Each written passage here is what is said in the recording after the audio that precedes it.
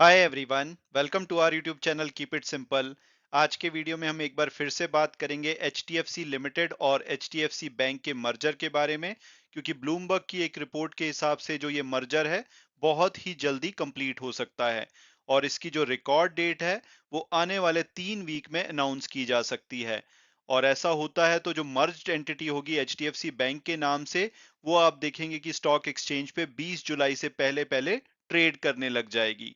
तो ऐसे में आप सोच रहे होंगे कि भाई अगर आपके पास एचडीएफसी लिमिटेड के शेयर्स हैं या कोई ओपन फ्यूचर एंड ऑप्शन की पोजीशंस हैं, तो उसका क्या होगा अगर एचडीएफसी लिमिटेड खत्म हो जाएगी और सिर्फ एचडीएफसी बैंक ही ट्रेड करेगा।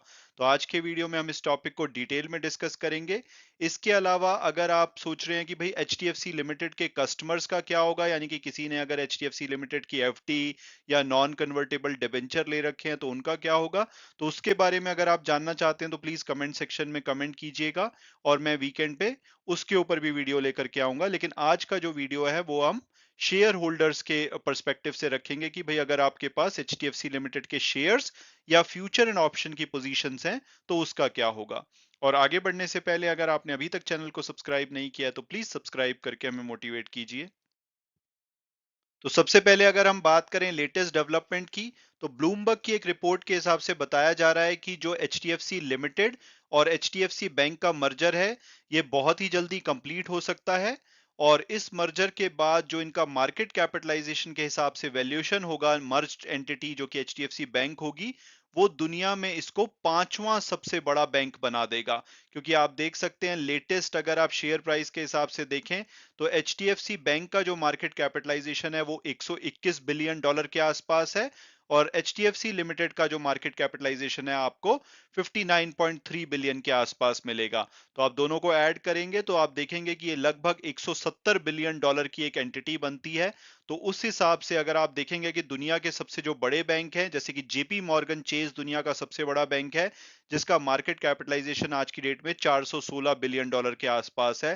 फिर आपको बैंक ऑफ अमेरिका दिखेगा, आईसीबीसी दिखेगा, फिर एग्रीकल्चरल बैंक ऑफ चाइना दिखेगा जिसका की मार्केट कैपिटलाइजेशन 176 बिलियन के आसपास है। और पांचवें नंबर पे आपको आज की डेट में दिखेगा चाइना कंस्ट्रक्शन बैंक जिसका की मार्केट कैपिटलाइजेशन 167 बिलियन के आसपास है। तो अगर एचडीएफसी बैंक और एचडीएफसी लिमिटेड का मर्जर होता है और आज की डेट में जो इनका मार्केट कैपिटलाइजेशन है वो ऐड कर दिया जाए, तो ये दुनिया का पांचवां सबसे बड़ा बैंक हो जाएगा। और भारत में भी आप देखेंगे कि रिलायंस के बाद ये दूसरी कंपनी बन जाएगी मार्केट कैपिटलाइजेशन के हिसाब से। तो ये बहुत ही बड़ा जो मर्जर है वो होने वाला है।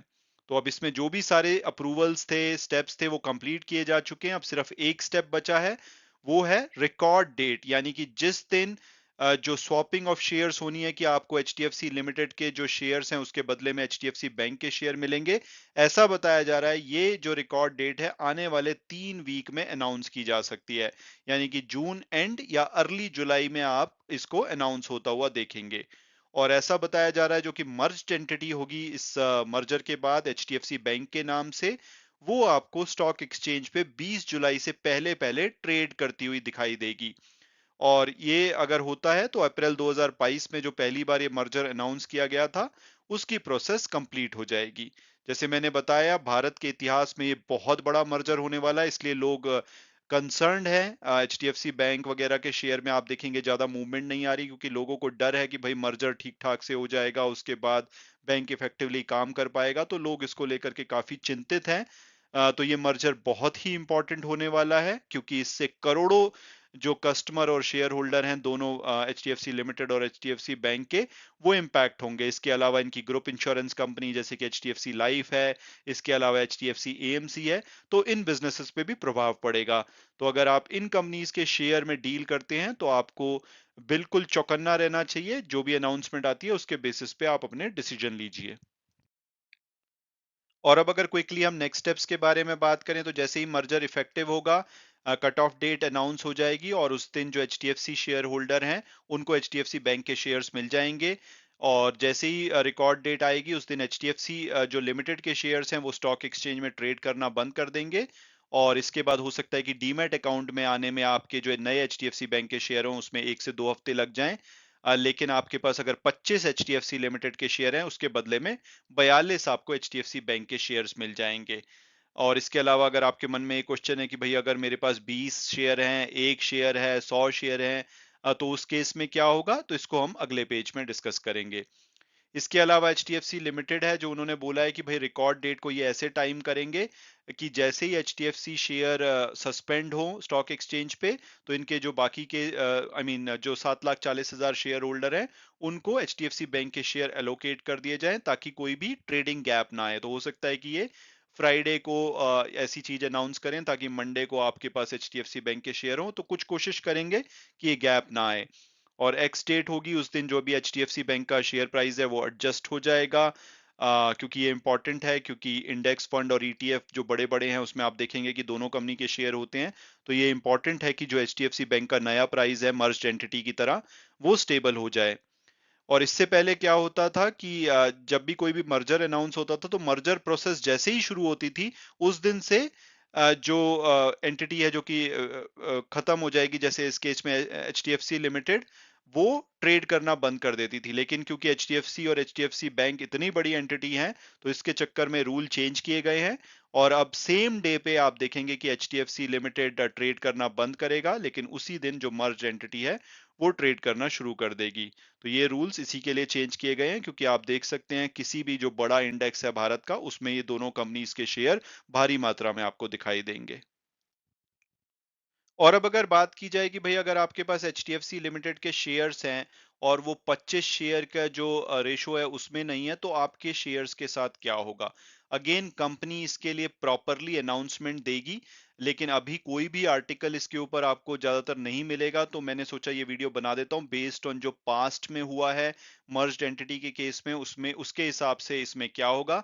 हालांकि कंपनी प्रॉपर गाइडेंस लेकर के आएगी कि आपके शेयर्स के साथ क्या होगा, और उसमें अगर कोई डिफरेंट पर्सपेक्टिव सामने आता है तो मैं उसके ऊपर वीडियो बनाऊंगा। लेकिन अभी अगर हम पास्ट के मर्जर्स देखें, उस हिसाब से आपको 25 शेयर के बदले में 42 एचडीएफसी बैंक के शेयर्स मिलेंगे, यानी कि जो स्वैप रेशो है वो 1.68 होगा।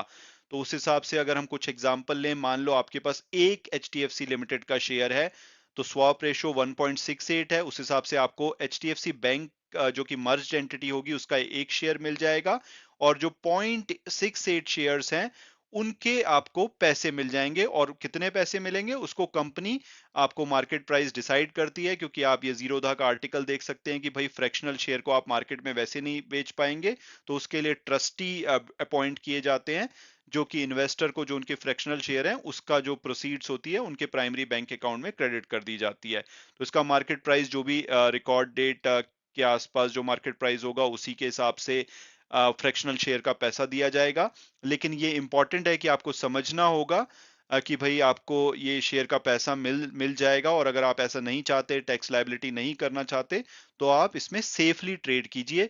और इस टॉपिक पे कोई भी वीडियो या आर्टिकल अवेलेबल नहीं था, तो मैंने सोचा कि मैं ये वीडियो बना करके आपको थोड़ा सा इसके बारे में जानकारी दे दूं। तो सिमिलरली अगर हम देखें, अगर आपके पास 25 शेयर हैं तो सिंपली आपको 42 शेयर मिल जाएंगे, कोई आपको फ्रैक्शनल शेयर नहीं मिलेगा। तो 25 की रेशो में अगर आप अपने पास शेयर रखते हैं, 25, 50, 75, 100, तो आपको 42 की जो अनुपात में नए एचडीएफसी बैंक के शेयर मिल जाएंगे।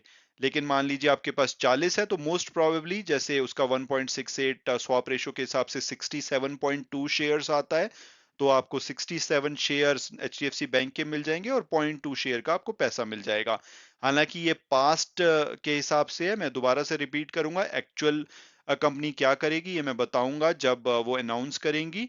अगर कुछ भी डिफरेंट हुआ तो मैं उसके ऊपर वीडियो लेकर के आऊंगा। और इसके अलावा हो सकता है कि कंपनी ये भी बोले कि भाई मिनिमम हम 5 शेयर वालों को ही एचडीएफसी बैंक के शेयर देंगे, उससे जितने भी कम शेयर होंगे उसका पैसा दे दिया जाएगा। तो ये सभी चीजें कंपनी जब अनाउंस करेगी, तो आप उसमें जो भी अपडेट होती है उसको देखते रहिए, और कोई भी बड़ी अपडेट होगी तो डेफिनेटली मैं वीडियो लेकर के आऊंगा। और अब अगर बात की जाए कि भाई अगर आपकी कोई एफएनओ की पोजीशन है, क्योंकि आप इस टाइम पे एचडीएफसी की हो सकता है जून की, जुलाई की, अगस्त की पोजीशन में आपके कोई ट्रेड ओपन हो, तो जून की पोजीशन में तो कोई खतरा नहीं है, क्योंकि 29 जून की एक्सपायरी है, तब तक जो भी है रिकॉर्ड डेट शायद अनाउंस ही की जाए तो वो इफेक्टिव नहीं होगी, तो जून की पोजीशन में तो कोई फर्क नहीं पड़ेगा। लेकिन जुलाई और अगस्त की पोजीशन में, जुलाई में मैंने देखा था रफली 800 के आसपास कॉल्स का ओपन इंटरेस्ट था, और अगर अगस्त की पोजीशन देखें तो बहुत ही कम ओपन इंटरेस्ट है, 19 पोजीशन कॉल्स में और 21 पोजीशन पुट में है। तो क्या क्या ऑप्शंस हैं जो हो सकती है? मोस्ट प्रोबेबली जो भी इसकी रिकॉर्ड डेट होगी, यानी कि जिस दिन से एचडीएफसी लिमिटेड ट्रेड करना बंद करेगी, तो मोस्ट प्रोबेबली जितने भी आपके existing future and option contract होंगे एचडीएफसी लिमिटेड के, वो टर्मिनेट कर दिए जाएंगे।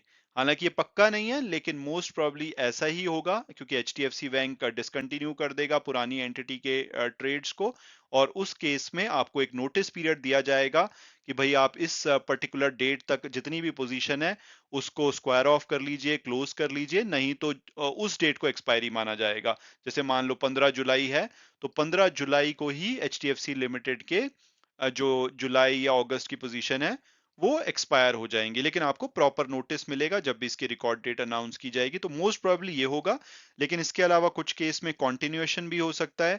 मान लो कि एचडीएफसी बैंक बोलता है कि भाई हम जो एचडीएफसी लिमिटेड के ओपन कॉन्ट्रैक्ट हैं उसके बदले में एचडीएफसी बैंक के ओपन कॉन्ट्रैक्ट दे देंगे। हालांकि ये बहुत ही डिफिकल्ट होगा, क्योंकि अगर आप देखेंगे एचडीएफसी लिमिटेड का जो लॉट साइज है वो 300 है, उसके बदले में अगर 42 × 25 की रेशो देखी जाए तो आपको लगभग 504 एचडीएफसी बैंक के शेयर मिलते हैं, लेकिन एचडीएफसी बैंक का जो लॉट है वो 550 का होता है। तो ये बहुत ही मुश्किल है कि ये कंटिन्यूशन रहेगा, लेकिन ये भी एक ऑप्शन होती है।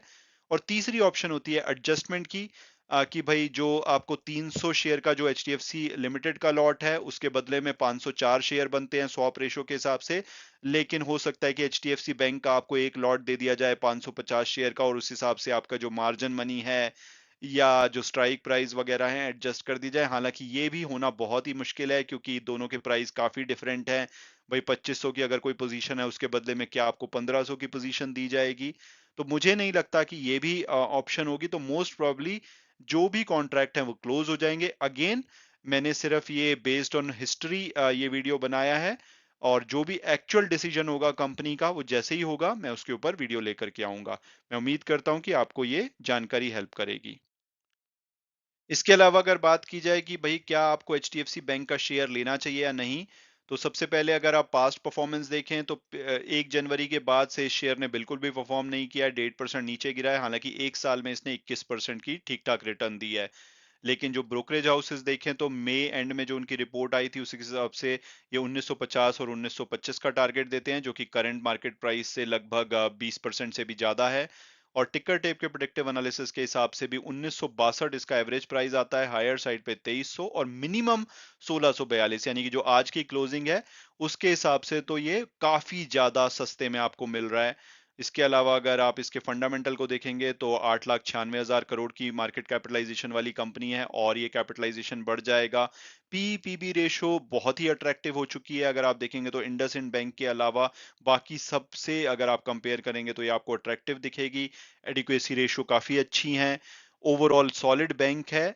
मुझे लग रहा है कि इन्वेस्टर सब नर्वस हैं कि इतना बड़ा मर्जर कहीं फेलियर साबित ना हो, लेकिन मेरी ओपिनियन में आपको यहाँ पे डेफिनेटली इन्वेस्टेड रहना चाहिए। हो सकता है मोस्ट प्रोबेबली, तो मुझे लगता है कि जैसे ही मर्जर कंप्लीट होगा, क्लैरिफिकेशन आएगी, इनका शेयर बहुत तेजी से भाग सकता है।